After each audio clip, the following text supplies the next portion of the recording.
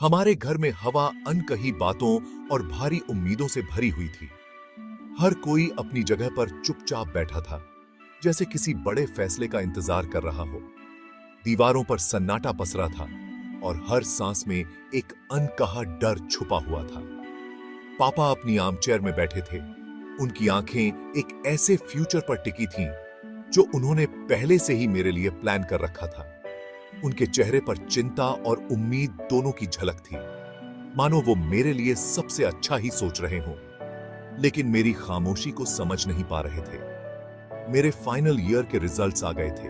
Distinction थी, पर कोई सेलिब्रेशन नहीं हुई। मेरी मेहनत पर किसी ने खुशी नहीं जताई, जैसे ये अचीवमेंट मायने ही नहीं रखती। उस पल मुझे एहसास हुआ कि मेरे सपनों की कोई आवाज नहीं है। इसके बजाय पापा ने अनाउंस किया कि अब मेरे सेटल होने का टाइम आ गया है।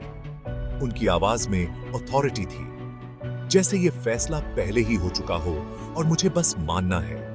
उन्होंने एक सूटेबल लड़का ढूंढ लिया था, एक अच्छी फैमिली, एक सिक्योर फ्यूचर। सब कुछ पहले से तय था। नाम, परिवार और मेरा अगला कदम।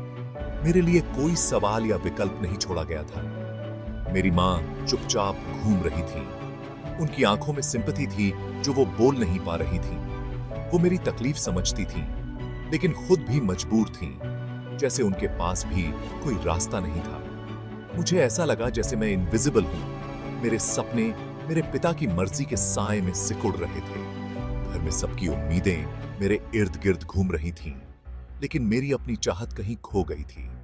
वह कोई विलन नहीं थे, बस एक ऐसे आदमी थे जिन्हें यकीन था कि उन्हें सबसे अच्छा पता है। उनकी नीयत में कोई बुराई नहीं थी, लेकिन उनकी सर्टेनिटी ने मेरी आवाज को दबा दिया था। मैं चिल्लाना चाहती थी कि मेरा दिल कहीं और है, लेकिन डर ने मुझे चुप रखा। मेरे अंदर एक तूफान था, लेकिन बाहर सब कुछ शांत था। पापा ने अपना न्यूज़पेपर मोड़ा। रिया, लड़के की फैमिली इस संडे को मिलना चाहती है, तैयार रहना। उनकी बातों में कोई सवाल नहीं था, सिर्फ आदेश था। मैंने सर हिलाया, लेकिन अंदर ही अंदर एक स्टॉर्म उठ रहा था। मेरी मुस्कान में मजबूरी थी और आंखों में सवाल। एक वॉर शुरू हो चुका था और मैं बैटलफील्ड पर अकेली खड़ी थी। आसमान में अंधेरा गहराता जा रहा था और मेरे दिल में भी। अब मुझे खुद को और अपने सपनों को बचाने की लड़ाई लड़नी थी, चाहे रास्ता कितना भी मुश्किल क्यों ना हो। मेरा कमरा ही मेरा इकलौता रिफ्यूज था। दीवारें उन सपनों से ढकी थीं जो अब इम्पॉसिबल लग रहे थे। मैं आरव की फोटो को घूर रही थी। उसकी स्माइल मेरे ग्लूम में एक ब्राइट स्पॉट थी। मेरे परिवार का प्यार एक भारी ब्लैंकेट था। उनकी उम्मीदें सफोकेटिंग थीं। उन्हें डिफाई करना बिट्रेयल जैसा लग रहा था, लेकिन आरव को खोना अनथिंकेबल था। उसके साथ मैं बस रिया थी, जिसे देखा गया, सुना गया, प्यार किया गया। हमारा प्यार रिबेलियन नहीं था, ये मेरी ट्रूथ थी। मेरी मां ने जितने भी प्रपोजल बताए, उनसे मुझे गिल्ट महसूस हुआ, लेकिन आरव के मैसेजेस ने मुझे अफ्लोट रखा। मैं दिन में एक ड्यूटीफुल डॉटर थी, रात में एक गर्ल इन लव थी। मेरे दिल के दो हिस्से वॉर में थे और मैं बैटलफील्ड थी। मैं इस कॉन्फ्लिक्ट से टूट रही थी। हम क्या करने वाले हैं रिया? आरव की आवाज में डर साफ झलक रहा था, जैसे हर शब्द के पीछे कोई अनकहा डर छुपा हो। आरव की आवाज फोन पर कांप रही थी। उसकी सांसें तेज थीं और हर पॉज में उसकी बेचैनी महसूस हो रही थी। मेरी अरेंज्ड मीटिंग की खबर ने उसे और मुझे हिला दिया था, जैसे किसी ने हमारे सपनों को अचानक रोक दिया हो। शायद मैं बस मना कर सकती हूं, मैंने फुसफुसाया, लेकिन हम दोनों जानते थे कि पापा और ज्यादा कोशिश करेंगे। उनकी जिद के आगे मेरी ना शायद टिक नहीं पाएगी। आरव ने आह भरी। वो तुम्हें जीतने नहीं देंगे, वो इसे डिफायंस मानेंगे। उसकी आवाज में हार और डर दोनों थे। हम फंस गए थे। मेरे पिता की दुनिया में प्यार काफी नहीं था। वहां सिर्फ परंपरा और परिवार की मर्यादा मायने रखती थी। तो फिर ऑल्टरनेटिव क्या है? हार मान ले? मैंने पूछा, डरी हुई थी। साइलेंस। उस खामोशी में हमारे डर और उम्मीद दोनों गूंज रहे थे। कभी नहीं, आरव ने आखिरकार कहा। मैं तुम्हें नहीं खो रहा, लेकिन मैं डरा हुआ हूं। उसकी हिम्मत और डर दोनों साथ साथ थे। उसके डर ने हमारी प्रॉब्लम को रियल बना दिया। अब ये सिर्फ एक कहानी नहीं थी, ये हमारी सच्चाई थी। हम कोई मूवी में नहीं थे, बस दो लोग प्यार में थे जो ट्रेडिशन की दीवार के खिलाफ थे। हमारे पास कोई स्क्रिप्ट नहीं थी, बस एक दूसरे का साथ था। मेज का कोई आसान एग्जिट नहीं था, हर रास्ता और मुश्किल, हर मोड़ पर एक नई चुनौती। लेकिन हम छोड़ नहीं सकते थे। हार मानना हमारे लिए ऑप्शन नहीं था। हमें एक रास्ता ढूंढना था, चाहे जितनी भी मुश्किलें आएं, हमें अपने प्यार के लिए लड़ना था। आरव चाय के ठेले पर अकेला बैठा था। उसकी आंखों में चिंता और उलझन साफ झलक रही थी। शाम की हल्की भीड़ के बीच वह अपने ही ख्यालों में खोया हुआ था, जैसे कोई बड़ा बोझ उसके दिल पर हो। तभी समीर उसके सामने वाली सीट पर आकर बैठ गया। उसने आरव की ओर झुककर कहा, ठंडी चाय पीने से कुछ नहीं होगा, क्या दिक्कत है बताना। आरव ने धीरे से कबूल किया। रिया के पिता ने एक मीटिंग तय की है, मैं उनके सामने खुद को साबित नहीं कर सकता। मुझे डर है कि मैं कंपीट नहीं कर पाऊंगा। समीर के शब्दों ने उसके सेल्फ डाउट को चीर दिया। तुम्हें लगता है कि प्यार जॉब टाइटल्स के बारे में है? क्या तुम सच में सोचते हो कि रिया को सिर्फ तुम्हारी नौकरी या स्टेटस चाहिए? रिया भी अकेले लड़ रही है, अपने परिवार के एक्सपेक्टेशंस से। उसे तुम्हारी बहादुरी चाहिए, तुम्हारा साथ चाहिए। आरव ने ऊपर देखा, जैसे समीर की बातों ने उसके भीतर नई रोशनी जगा दी। उसका रिजॉल्व वापस आ गया। तुम सही हो, मैं भूल गया था कि रिया को क्या चाहिए, मुझे, न कि मेरे डर को। समीर मुस्कुराया। उसकी आंखों में दोस्ती और भरोसा था। उसके पास जाओ, एक प्लान बनाओ, छिपो मत।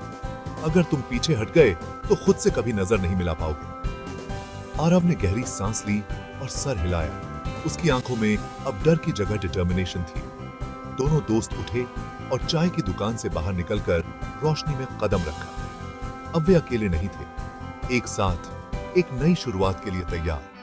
भले ही यह सफर टेरिफाइंग था, लेकिन अब आरव जानता था कि कुछ न करने से बेहतर है डर का सामना करना।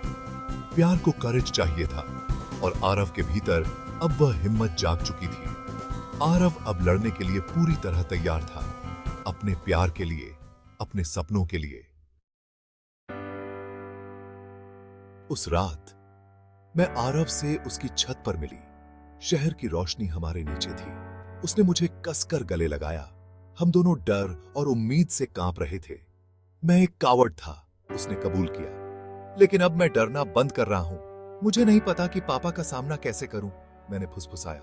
आरव ने मेरे हाथ पकड़े। तो हम उनका सामना एक साथ करेंगे, अब और नहीं छिपेंगे। कैसे? मैंने पूछा। संडे से पहले हम उनके पास जाएंगे, एक साथ। हम उन्हें ट्रूथ बताएंगे। हम परमिशन नहीं मांगेंगे रिया, हम उनकी ब्लेसिंग मांगेंगे। प्लान टेरिफाइंग था, लेकिन उसके कन्विक्शन ने मुझे उम्मीद दी। एक साथ, मैंने दोहराया, पहली बार करेज का स्वाद चखते हुए। हमें डर के बजाय प्यार को चुनना था। हम कंधे से कंधा मिलाकर खड़े रहेंगे। हमारा फ्यूचर हमारा अपना होगा। अब एक्ट करने का टाइम था। अगली शाम लिविंग रूम टेंशन से भरा हुआ था। पापा अपनी किताब पढ़ रहे थे, मां निटिंग कर रही थी और मैं पढ़ने का नाटक कर रही थी। हाथ कांप रहे थे। डोरबेल बजी। आरव अंदर आया। उसकी आंखें रेजोल्यूट थीं। मेरी मां की गास्प ने सब कुछ कह दिया। पापा ने अपनी किताब नीचे रखी। उनकी नजरें तेज थीं। मैं आरव के बगल में चली गई। मेरा दिल जोर से धड़क रहा था। पापा, यह आरव है। पापा की चुप्पी गुस्से से ज्यादा टेरिफाइंग थी। आरव बोला, आवाज स्थिर थी। सर, मैं आपकी बेटी से प्यार करता हूं। हम एक साथ जिंदगी बनाना चाहते हैं। हम आपकी ब्लेसिंग मांगते हैं। ट्रूथ बाहर आ गई थी। एक मैच जो फ्यूल से भरे कमरे में जलाई गई थी। हमने कर दिखाया था। अब हम एक्सप्लोजन का इंतजार कर रहे थे। साइलेंस। पापा ने अपनी किताब नीचे रखी, चिलिंग काम के साथ उठते हुए। उनकी आंखें मुझ पर टिकी थी। निराशा और गुस्सा घूम रहा था। प्यार? वह थूका। तुम इस लड़के के लिए हमें बिट्रे कर रही हो? उसके शब्द किसी थप्पड़ से ज्यादा चुभे। मैंने विनती की, पापा, प्लीज सुनिए। उन्होंने मुझे बीच में ही काट दिया। आवाज ऊंची हो गई। तुम एक बचकाने इन्फैचुएशन के लिए हमारी ऑनर फेंक रही हो? मेरी मां रो रही थी, दरवाजे पर जमी हुई। आरव आगे बढ़ा। सर, मेरा स्टेटस रिया के लिए मेरे प्यार को डिफाइन नहीं करता। पापा दहाड़े। तुम नहीं बोलोगे, यह अब खत्म होता है। मेरे घर से बाहर निकलो। वर्डिक्ट फाइनल था। बाहर निकलो, कमरे में गूंजा, लेकिन मैं हिल नहीं पाई। मैं फंस गई थी। आरव के साथ जाऊं और अपने परिवार को खो दूं, या रुकूं और खुद को खो दूं। मेरे पिता का अल्टीमेटम रेत में एक लाइन था। मेरी मां सिसक रही थी, एक वॉर की कैजुअल्टी जो उन्होंने कभी नहीं चाहा था। आरव इंतजार कर रहा था, मेरे चॉइस का सम्मान करने के लिए तैयार था, भले ही वह उसे तोड़ दे। पापा के रेज के पीछे मैंने डर देखा, मुझे खोने का, एक ऐसी दुनिया का जिसे वह कंट्रोल नहीं कर सकते थे। उनका प्यार एक केज बन गया था। साइलेंस अब एक स्टैंड ऑफ था। मेरा दिल चिल्लाया, दो हिस्सों में बांट गया। बैटल अभी शुरू ही हुआ था और मैं अकेली थी जो इसका आउटकम तय कर सकती थी।